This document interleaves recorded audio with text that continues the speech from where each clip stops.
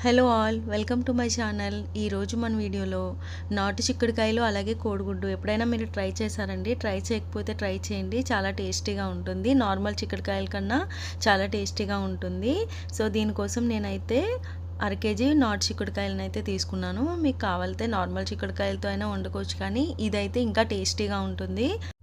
అలాగే నేను టమాటా వేయకుండా వండుతున్నానండి. చాలామంది అయితే టమాటా వేసి వండుతారు, టమాటా చిక్కుడుకాయ. టమాటా వేయకుండా ఇలా ఒకసారి ట్రై చేయండి, చాలా టేస్టీగా ఉంటుంది. దీనికోసం ముందుగా స్టవ్ మీద కడాయి పెట్టుకుని ఆయిల్ అనేది వేసుకోవాలి.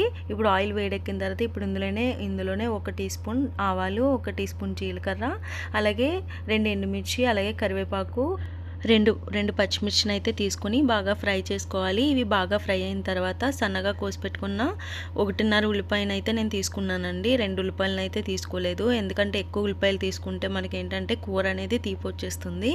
అందుకే నేను 1.5 ఉల్లిపాయలను అయితే తీసుకున్నాను. ఇప్పుడు ఇవి బాగా ఫ్రై అయిన తర్వాత కొంచెం ఇందులో ఉప్పు యాడ్ చేసుకుని ఫ్రై చేసుకోవాలి. ఈలోపు మనం గుడ్లు అనేది ఉడకపెట్టేసుకుందాము, ఎగ్స్ అనేవి. ఇవి ఇప్పుడు ఉల్లిపాయలు అనేది బాగా ఎగిపోయిన తర్వాత ఇప్పుడు ఇందులో కొంచెం పసుపు వేసుకోవాలండి. కొంచెం పసుపు వేసుకొని బాగా ఫ్రై చేసుకోవాలి. పసుపు అలాగే కొంచెం ఉప్పు కూడా వేసుకుంటే మనకి త్వరగా అనేది మగ్గిపోతుందండి. ఇప్పుడు ఇందులో నాటు చిక్కుడుకాయలను వేసేసుకోవాలి, శుభ్రంగా కడిగి పెట్టుకున్న నాటు చిక్కుడుకాయలని. ఇప్పుడు చిక్కుడుకాయలు వేసేసిన తర్వాత మనం కొంచెం సేపు ఫ్రై చేసుకుని స్టవ్ని మీడియం ఫ్లేమ్లో పెట్టుకొని ఒక 5 నిమిషాల వరకు మగ్గించుకోవాలండి. కూర అనేది ఎంత ఎక్కువసేపు మగ్గితే అంత టేస్ట్ అనేది వస్తుందండి కూరకి. సో చూసారా 5 నిమిషాల తర్వాత ఎలా మగ్గిందో. ఇప్పుడు ఇది కలిపేసుకుని ఇప్పుడు ఇందులోనే ఉప్పు, కారం, కొంచెం ధనియాల పొడి వేసుకుని బాగా ఫ్రై చేసుకోవాలి, సిమ్లో పెట్టుకుని. హైలో అయితే పెట్టకండి. ఇప్పుడు ఇవి కూడా వేసేసుకున్న తర్వాత బాగా కలుపుకొని ఇంకో 5 నిమిషాలు అనేది మనం మగ్గించుకోవాలి. అలా మగ్గవడం వల్ల ఏంటంటే మనకి కూర టేస్ట్ అనేది చాలా బాగుంటుంది. ఇప్పుడు ఇది ఒక 5 నిమిషాలు మగ్గిపోయిన తర్వాత ఇప్పుడు ఇందులో వాటర్ అనేది యాడ్ చేసుకుందాము. నేనైతే దగ్గరగా వండుతున్నానండి, మీకు కావాలితే పులుసు కింద కూడా వండుకోవచ్చు.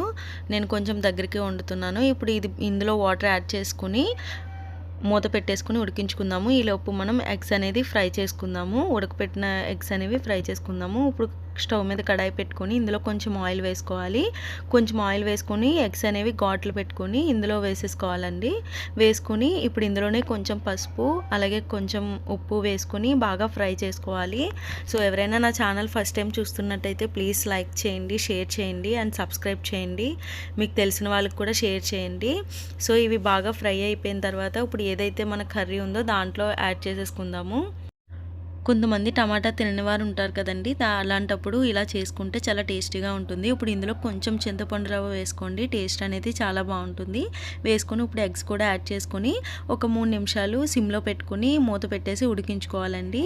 అంతే, మన నాటు చిక్కుడుకాయ కోడిగుడ్డు అనేది రెడీ అయిపోయింది.